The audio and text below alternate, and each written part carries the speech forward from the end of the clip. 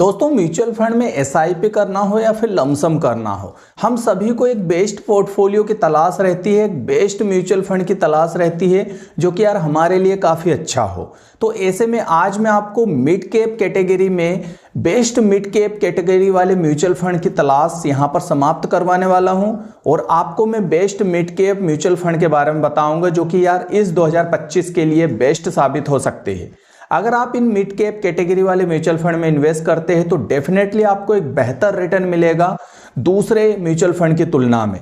और यहां पर हम आपके सामने पूरा प्रैक्टिकल करेंगे, आप खुद देखेंगे कि यार किस टाइप से मेरे लिए बेस्ट म्यूचुअल फंड रहेगा। आपने बहुत सारे वीडियोस देखे होंगे, सब लोग इसके ऊपर वीडियो बना रहे हैं, लेकिन यार इतना डीप एनालिसिस और दूसरी बात कि इतना गहराई से जहां पर खुद आप इन्वॉल्वमेंट होगे, खुद इन्वॉल्व रहोगे उस म्यूचुअल फंड को चूज करने में और पूरे पैरामीटर जज करने के बाद हम एक बेस्ट म्यूचुअल फंड तलाशेंगे। क्योंकि यहां पर अगर मैं चाहूं तो आपको भी 4-5 म्यूचुअल फंड के नाम बता दूं और इस वीडियो को खत्म कर सकता हूं, लेकिन आपको यह पता नहीं चलेगा कि मैंने जो म्यूचुअल फंड बताए वो कैसे निकाले हैं, मैंने किस टाइप से आइडेंटिफाई करे हैं वो म्यूचुअल फंड आपके लिए और कैसे वो आपके लिए बेस्ट म्यूचुअल फंड रहे। ये पता होना आपका अधिकार है, ये पता होना आपको चाहिए। लेकिन यार उससे पहले आपको कुछ बेसिक, किसी भी पोर्टफोलियो को डिजाइन करने से पहले, किसी भी म्यूचुअल फंड में एंटर होने से पहले, किसी भी फंड हाउस में जाने से पहले आपको कुछ बेसिक पॉइंट जो आवश्यक है उनको आपको पता होना चाहिए। इसीलिए मैंने स्टार्टिंग में कहा ये जो वीडियो है ये डीप एनालिसिस वाला वीडियो है जहां पर हम डिटेल में हर चीज को यहां पर डिस्कस करने वाले हैं। तो मेरा नाम है श्रवण कुमार चंदेल और मैं पिछले कई वर्षों से फाइनेंस सेक्टर से जुड़ा हुआ हूं। तो आप चाहे तो वीडियो को लाइक कर सकते हैं, चैनल को सब्सक्राइब कर सकते हैं जब वीडियो पसंद आए तब। तो चलिए सबसे पहले एक एक करके पॉइंट्स यहां पर डिस्कस करते हैं। यहां पर आपको लैपटॉप की स्क्रीन दिख रही है, जैसा कि मैंने यहां पर कुछ पॉइंट्स यहां पर निकाले हैं। तो सबसे पहले आप ये समझ लीजिए कि मिड कैप कैटेगरी के जो म्यूचुअल फंड होते हैं वो होते क्या है, फिर चाहे आप एसआईपी कर रहे हो या फिर लमसम कर रहे हो। तो सबसे पहले जो पहला पॉइंट आपका यही से आता है कि मिड कैप कैटेगरी के म्यूचुअल फंड क्या है। मिड कैप कैटेगरी के म्यूचुअल फंड गाइस, आपको यहां पर मैं लैपटॉप की स्क्रीन ऑन कर देता हूं, मैंने लैपटॉप की स्क्रीन ऑन नहीं करी, अब आपको यहां पर दिख रहा होगा। तो सबसे पहले हम जान लेते हैं मिड कैप कैटेगरी के म्यूचुअल फंड होते क्या है। देखिए शेयर मार्केट के जो टॉप 100 कंपनियां होती है, जैसे निफ्टी हम ले लेते हैं, तो निफ्टी की जो टॉप 50 कंपनियां हैं और जो नेक्स्ट 50 कंपनियां हैं, टोटल 100 कंपनियों को छोड़ दे तो जो 101 कंपनी से लेके अगली 250 कंपनियों तक रहती है ना, जो 150 कंपनियां, उनको मिड कैप कैटेगरी की कंपनियों में गिना जाता है। यानी कि इनका जो मार्केट साइज होता है वो लार्ज कैप से कम रहता है लेकिन स्मॉल कैप कंपनियों से अधिक रहता है। तो ये मिड कैप कैटेगरी की कंपनियां आती है और इन्हीं कंपनियों में जो मिड कैप म्यूचुअल फंड होते हैं ना, वो अपना पैसा लगाते हैं आप सभी से लेकर। तो इसलिए इनको मिड कैप म्यूचुअल फंड कहा जाता है क्योंकि ये पैसा अपना मिड कैप कैटेगरी में लगाते हैं। अब यहां पर सवाल आता है सेकंड पॉइंट कि सभी फंड आपको रखना चाहिए। पहला पॉइंट ये ध्यान रखिए, सभी फंड से मेरा मतलब कि आप एक पोर्टफोलियो बनाइए। देखिए आप 1 लाख रुपए मान लेते हैं इन्वेस्ट कर रहे हैं, फिर वो चाहे लमसम हो या फिर एसआईपी हो, दोनों में कर सकते हैं म्यूचुअल फंड में। तो आपको एक पोर्टफोलियो रखना चाहिए, यानी कि आपको लार्ज कैप वाले म्यूचुअल फंड में भी इन्वेस्ट करना चाहिए, मिड कैप में भी करना चाहिए, स्मॉल कैप म्यूचुअल फंड में करना चाहिए, फ्लेक्सी कैप में भी करना चाहिए और इंडेक्स फंड में करना चाहिए। तो आप चाहे लार्ज कैप में कर लो या फिर इंडेक्स फंड में कर लो, दोनों एक ही मैं मानता हूं कि इनमें से एक चूज कर लो। लेकिन ये तीनों मिड कैप, स्मॉल कैप और फ्लेक्सी कैप, इन तीनों में तो जरूर इन्वेस्ट करना चाहिए। तो 1 लाख की कैपिटल आपको इन्वेस्ट कर देना चाहिए। अब सवाल आता है कि यार किस कैटेगरी में कितना इन्वेस्ट करें सर। तो इसके लिए मैं आपको अभी पेन टेप पर दिखाता, बट थोड़ा आज वो है नहीं तो मैं आपको ऐसे ही समझाता हूं। देखिए अगर आप यहां पर लार्ज 1 लाख रुपए कैपिटल लेकर आए हैं तो यहां पर अगर आपकी एज है 30, मैं लिख देता हूं 30 प्लस की है, ठीक है, और एक है 30 से नीचे वाली एज है आपकी, तो यहां पर आपको अगर 30 प्लस है तो जो लार्ज कैप वाले म्यूचुअल फंड है उसमें आपको कम से कम यहां पर अगर 30 प्लस है तो 50% का इन्वेस्ट करना चाहिए। कितना? 50% का। वही अगर आपकी 30 से कम की एज है तो आपको 40% यहां पर इन्वेस्ट करना चाहिए। किसमें? लार्ज कैप वाले म्यूचुअल फंड में।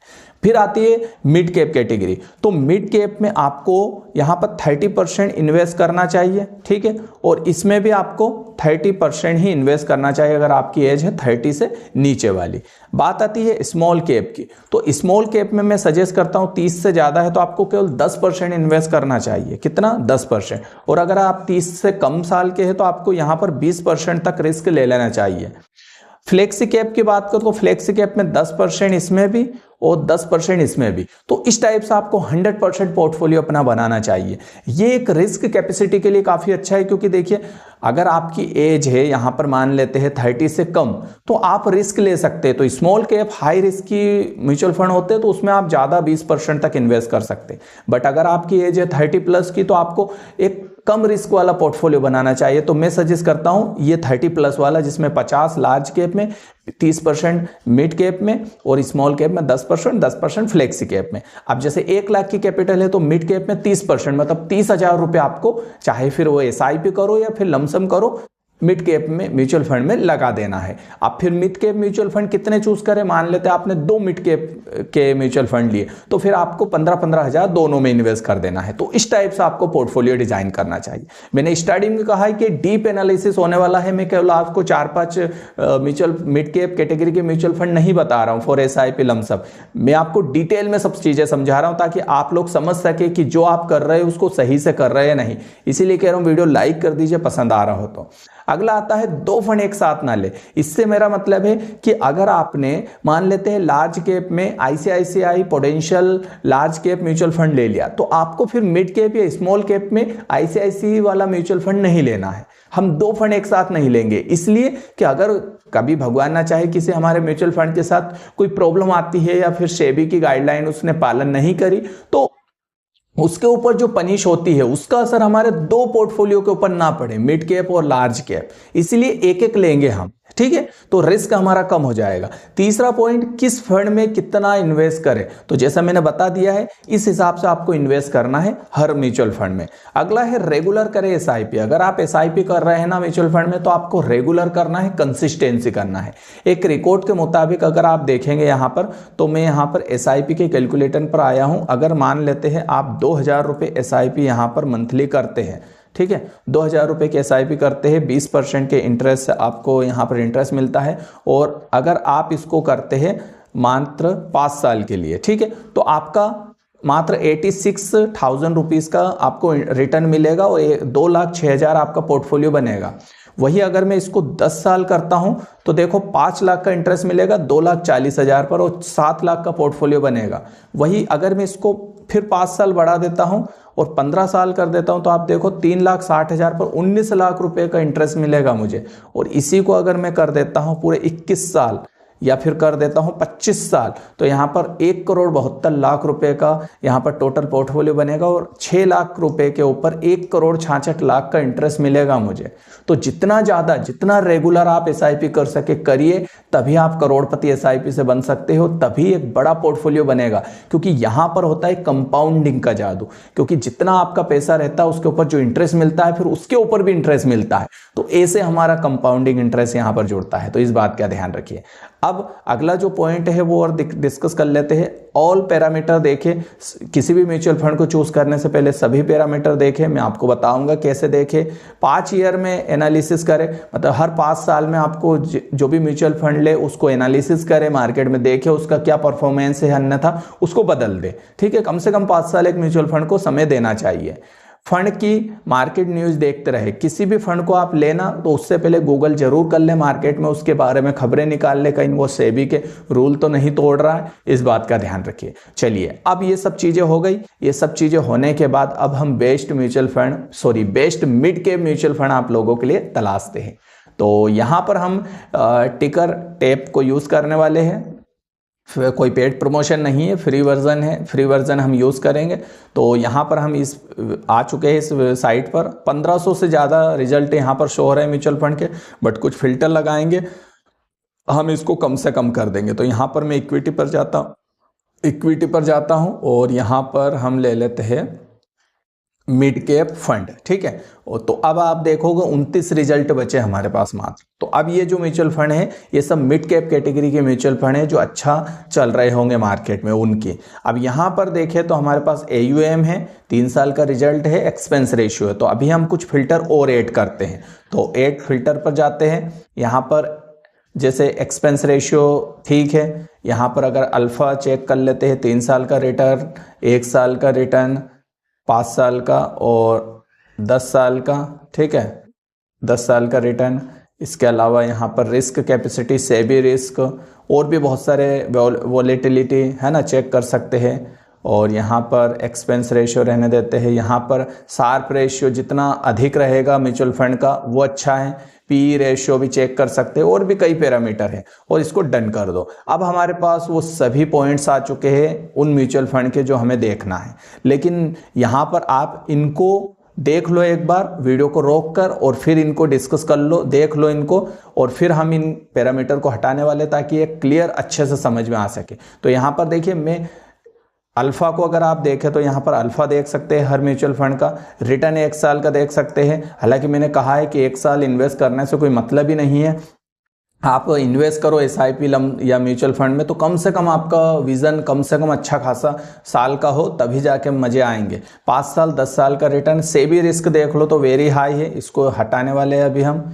इसके अलावा वॉलेटिलिटी, यानी कि आपका जो म्यूचुअल फंड है वो कितना वॉलेटाइल हुआ था, जैसे जब मार्केट क्रेश होता है तो कितना गिरता है। ये वॉलेटिलिटी जितनी अधिक मतलब वो उतना ही क्रेश ज़्यादा होता है, उतना ही डर वाला म्यूचुअल फंड है। तो इसको आप पैरामीटर को चेक कर सकते हैं। शार्प रेशियो जितना अधिक उतना ही अच्छा, तो ये चेक कर लीजिए शार्प रेशियो किसका कितना है।